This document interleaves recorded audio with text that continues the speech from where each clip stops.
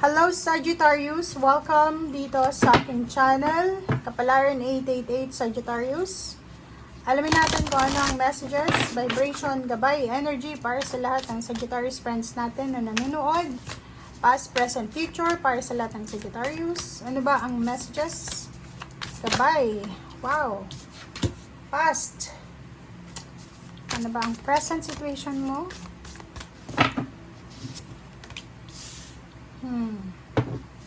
Ang past mo is present and future. Okay. Sorry. Wait lang guys.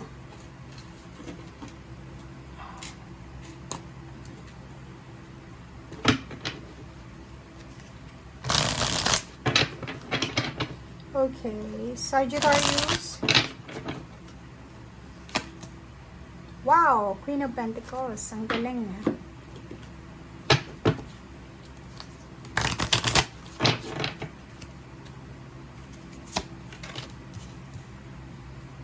Okay, 32.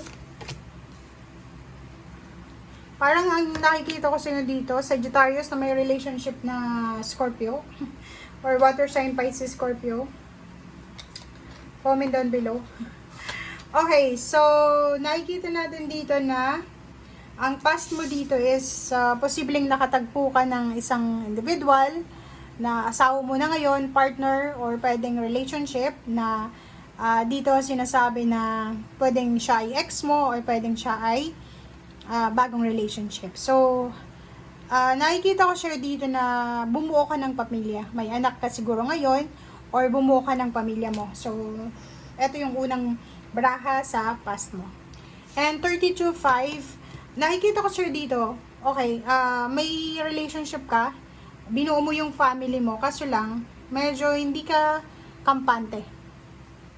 Siguro may itsura ka, may itsura din yung relationship mo, natatakot ka na baka masira yung relationship mo, agawin yung karelasyon mo, parang ganon. So, sa past mo, is parang ano ka, medyo, sorry pero medyo wala kang tiwala sa karelasyon mo. Yung relationship nyo sa past is parang hindi siya stable.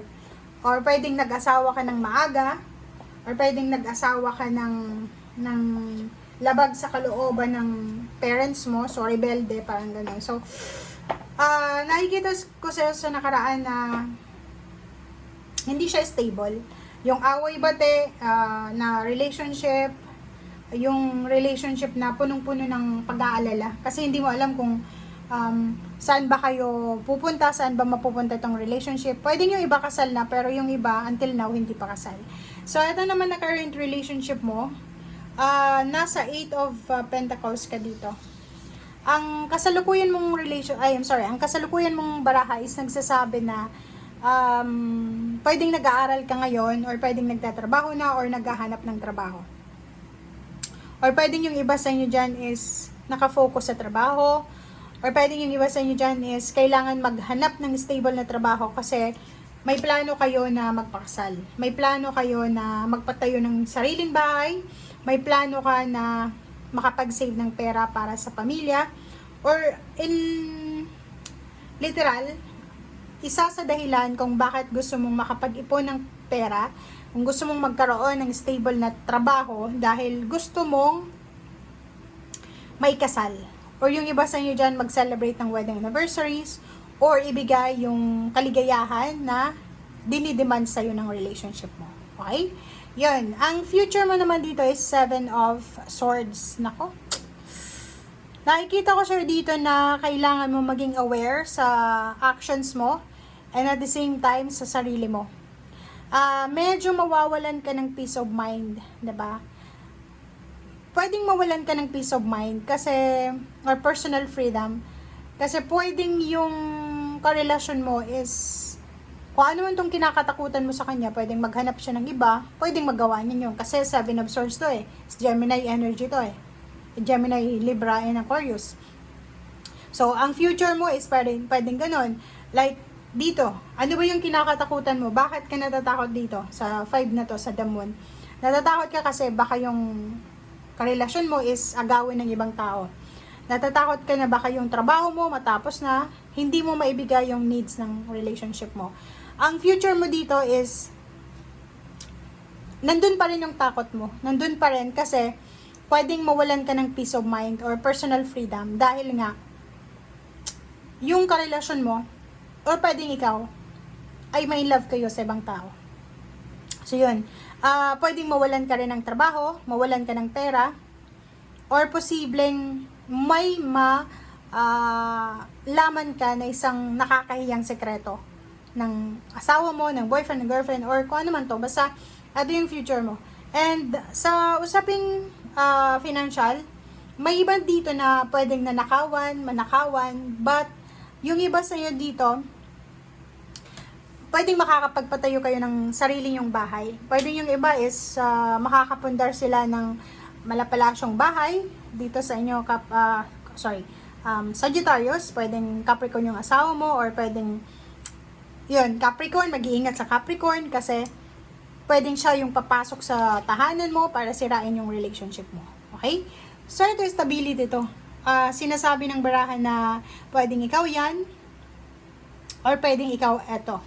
So, pwedeng ikaw ay papasok sa isang family bilang isa kang mentor or worker. So, hindi natin alam kung saan ka dito. Pero kung ikaw to, mag-iingat ka kasi sa sobrang generous mo siguro, sa sobrang compassionate mo, sa sobrang mabait mo or matulungin, lahat ng taong gustong pumasok sa buhay mo, lahat ng taong gustong pumasok sa bahay mo, literal na bahay, ay papapasukin mo. So, yun na nga, eto siya.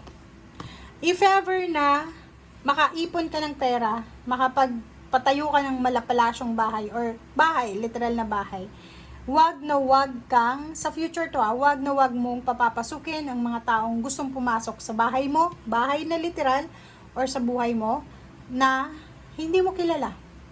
Kasi dito, sinasabi ng baraha, pwede kang manakawan, pwedeng nakawin yung relationship mo, kung sino man itong papapasukin mo sa buhay mo, or sa bahay mo literal, pwedeng nakawin ng asawa mo, pwedeng nakawan ka ng pera, pwedeng, ito ay, like for example, sa trabaho, wag kang magre-rekomenda ng isang tao sa trabaho, dahil pwede niyang nakawin yung trabaho mo, pwede kanyang sirain, pwede niyang siraan. So, dito, sinasabi ng barahan na, mag-iingat tayo sa future, mag-iingat tayo sa pagtitiwala. Yun yung problema dito yan. Kasi sobrang mabilis magtiwala yung Sagittarius. Mabait din sila kasi pag nagalit yung Sagittarius, mabilis lang siya. Pag nawala na, wala na. Okay? So, Queen of Pentacles, kaya inaabuso din to. Queen of Pentacles, sinasabi ng barahan na mahahawakan mo yung pera sa future. So, kung ano man itong ginagawa mo sa ngayon, ituloy mo lang kasi may rewards, awards, recognition, or may mahahawakan mo kung ano man tong success na gusto mong makuha. Okay? So, yun lang guys ang nakikita natin. Thank you and see you again. Bye!